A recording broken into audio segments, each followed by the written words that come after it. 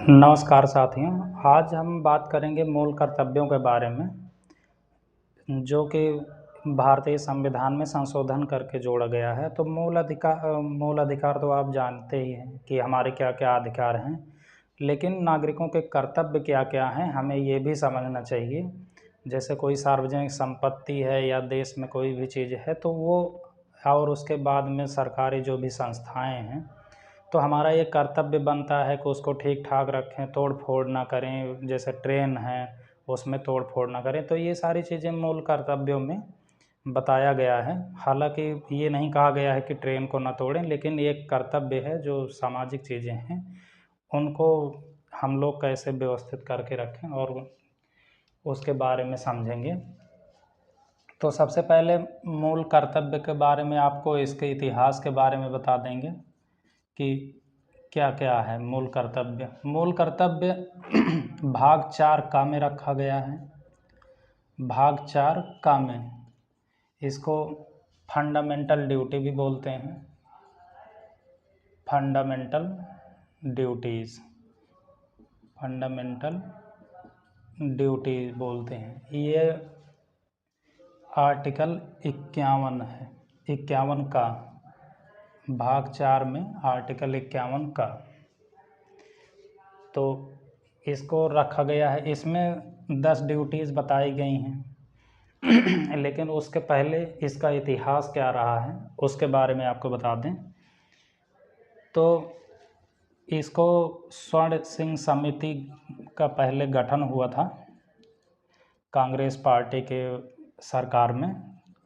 स्वर्ण सिंह समिति का गठन हुआ था, उसी के सुझाव से, समिति के सुझाव से ही इसे लाया गया भारतीय संविधान में तो ये 42वें संविधान संशोधन में लाया गया। 42वें संशोधन 1976 द्वारा। जब 42वें संशोधन किया गया तो 1976 में इसे शामिल किया गया है। उसके बाद में अब ये मूल कर्तव्य सिर्फ जापान के संविधान में, जापान एक ऐसा कंट्री है, जापान, जहाँ पे इसको विश्लेषित किया गया है।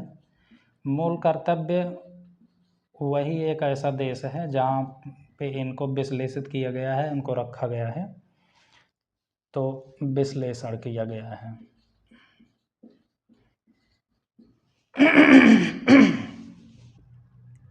इसका विश्लेषण किया गया है।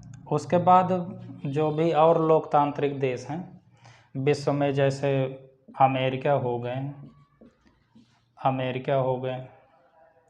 उसके बाद है ये क्या नाम है, कनाडा हो गए, उसके बाद इसमें जर्मनी हो गए। तो ये सभी देश हैं जहाँ पे मूल कर्तव्य तो उतना विश्लेषित नहीं किया गया है, विश्लेषण नहीं किया गया उसके बारे में। और ये प्रभावित कहाँ से है, मूल कर्तव्य लिया कहाँ से गया है इसके बारे में बता दें। तो ये रूस के संविधान से लिया गया है। भारत में रूस के संविधान से प्रभावित है, रूस के संविधान से लिया गया है। ये सवाल में जब भी आते हैं तो आप लोग इसको नोट डाउन करेंगे। तो 42वें संशोधन से लिया गया और रूस के संविधान से लिया गया है। जापान में इसका विश्लेषण किया गया है, बाकी जो भी ये लोकतांत्रिक देश हैं इनमें नहीं किया गया है तो ये चीज़ें हैं। उसके बाद में हम बात करेंगे, इसमें फंडामेंटल ड्यूटी 10 हैं, तो हम 10 के बारे में चर्चा करेंगे कि क्या क्या हैं।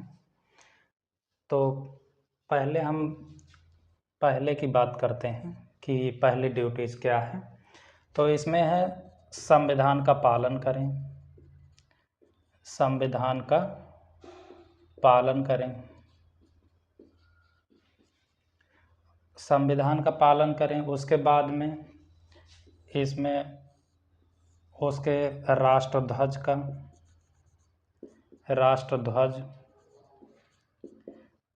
राष्ट्र का सम्मान करें। उसके बाद है राष्ट्रीय संस्था का। उसके बाद उच्च आदर्शों का सम्मान करें। उसके बाद में राष्ट्रगान का आदर करें। राष्ट्रगान ये मूल कर्तव्य है नागरिकों का। अगर हम इसको एक लाइन में बता दें तो लिखा गया है कि संविधान का पालन करें, उसके उच्च आदर्शों, संस्थाओं, राष्ट्रध्वज, राष्ट्रगान, राष्ट्रीय संस्था का आदर करें। ये चीज़ें पहले में दिया गया है। उसके बाद में है दूसरा बताया गया है कि स्वतंत्रता के आंदोलन में प्रेरित करने वाले, यानी जो भी स्वतंत्रता आंदोलन, आप जानते हैं कि आज़ादी कैसे मिली है, काफ़ी सारे आंदोलन हुए तो उसी के तहत मिला है। तो स्वतंत्रता आंदोलन को प्रेरित करने वाले उच्च आदर्शों को हृदय में संजोए रखें। इनके उच्च आदर्शों को हृदय में संजोए रखें।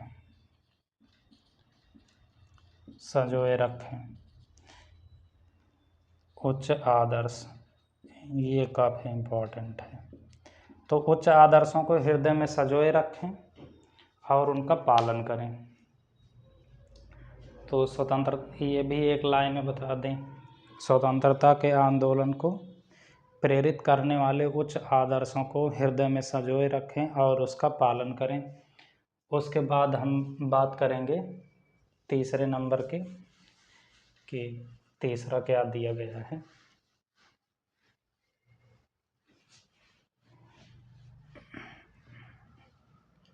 तीसरे में दिया गया है कि भारत की संप्रभुता, यानी भारत की संप्रभुता, एकता और अखंडता को अक्षुण्ण रखें। भारत की संप्रभुता, एकता और अखंडता को अक्षुण्ण रखें या एकता अखंडता को बनाए रखें, ये तीसरे में बताया गया है। उसके बाद जो है चौथा है देश की रक्षा करें। ये भी नागरिक का कर्तव्य है कि देश की रक्षा करें और आह्वान किए जाने पर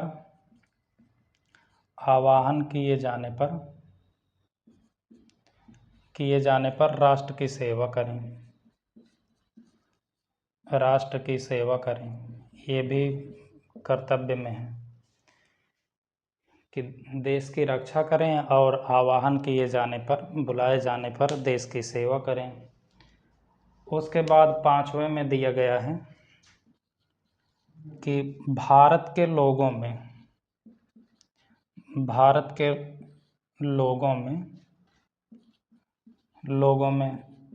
राष्ट्र की भावना का निर्माण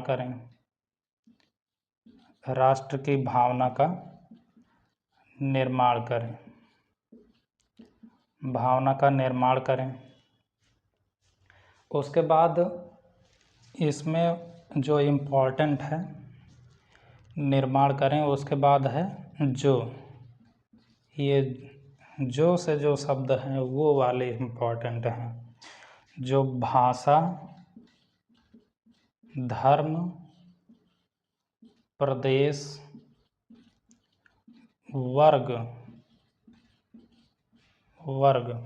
प्रदेश या वर्ग से रहित हो। भारत के लोगों में राष्ट्र की भावना का निर्माण करें जो भाषा, धर्म, प्रदेश या वर्ग रहित हो। ऐसी प्रथाओं का त्याग करें जो कि स्त्री के सम्मान के विरुद्ध हैं। तो ये पांचवें में कहा गया। उसके बाद हम छठवें की बात करते हैं कि छठवें में क्या बताया गया है। छठवें में बताया गया है कि भारत की जो सामाजिक संस्कृति है, भारत की या हमारी जो सामाजिक संस्कृति है,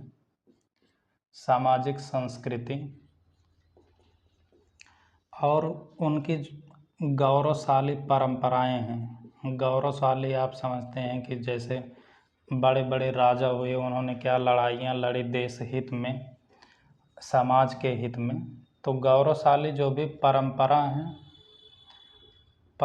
हैं उसको बनाए रखें और उसका परीक्षण करें। तो ये 6वें में बताया गया। उसके बाद में 7वें में क्या बताया गया है कि प्राकृतिक पर्यावरण। ये आज के टाइम पे काफ़ी इम्पोर्टेंट है और हर राज्य ये चाहता है, लेकिन वो चाह करके भी सही से लागू नहीं कर पाते। तो जो भी प्राकृतिक पर्यावरण है, अब इसमें प्राकृतिक पर्यावरण में क्या क्या आएंगे? वन, उसके बाद में वन जीव या वन्य जीव, जो भी प्राकृतिक पर्यावरण की चीज़ें हैं उनकी रक्षा करें और उनकी रक्षा करें। उसके बाद उनको आगे बढ़ाएं, यानी बढ़ाने का प्रयास करें, संवर्धन करें। तो जो भी प्राकृतिक पर्यावरण की चीज़ें हैं, वन हैं, जीव हैं, वन्य जीव हैं, उनकी रक्षा करें, उनका संवर्धन करें, उनको आगे बढ़ाने का प्रयास करें। ये 7वें में बताया गया है। उसके बाद हम बात करेंगे 8 की, कि 8वें में क्या बताया गया है।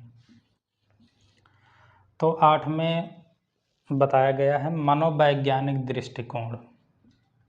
जो भी मनोवैज्ञानिक दृष्टिकोण से है वो क्या क्या है? मनोवैज्ञानिक दृष्टिकोण में है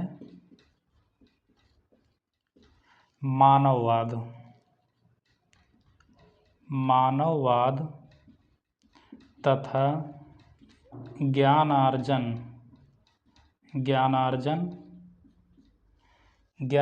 की भावना का विकास करें।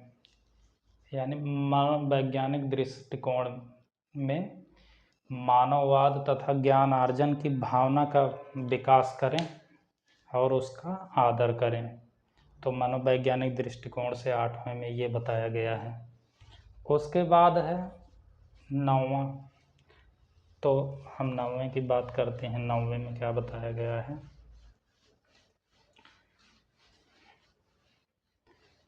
9वें में बताया गया है कि सार्वजनिक संपत्ति,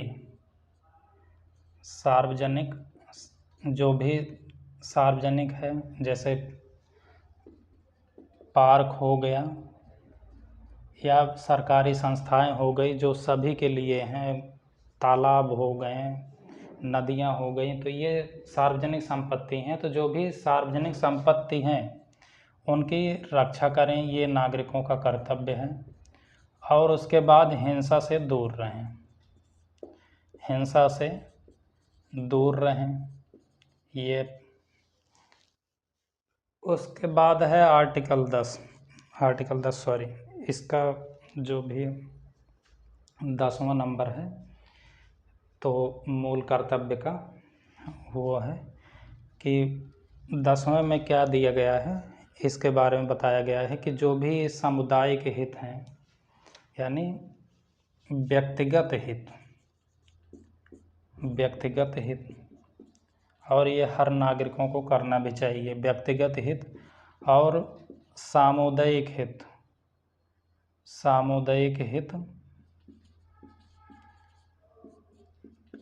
के लिए,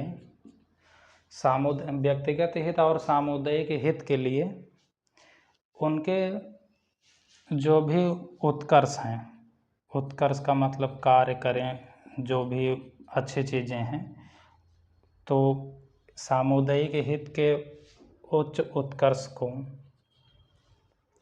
उत्कर्ष को आगे बढ़ाने का प्रयास करें, जिससे राष्ट्र एक नई उपलब्धि को प्राप्त कर सके। व्यक्तिगत हित और जो सामुदायिक हित हैं उनके उच्च उत्कर्षों को बढ़ाने का प्रयास करें, जिससे राष्ट्र यानी भारत जो हमारा राष्ट्र है वो एक नई उपलब्धि को छू सके। तो ये चीज़ें मूल कर्तव्य हैं जो हर नागरिकों को करना चाहिए। लेकिन हम आपको बता दें इसके बारे में, तो संविधान अभी इसको पूर्ण रूप से लागू कराने में इस बारे में मौन है। लेकिन जो भी सवाल पूछे जाते हैं, जो भी फंडामेंटल ड्यूटीज़ से सवाल आते हैं जो हमने बताया है, तो इसी 10 से आते हैं और इसके पहले जो उसका इतिहास क्या रहा है उसके बारे में हमने बताया है। तो ये सभी हैं जो आते हैं। आशा करते हैं आपको ये वीडियो पसंद आया होगा। अब हम मिलते हैं एक नए वीडियो में और नए क्लास में। धन्यवाद।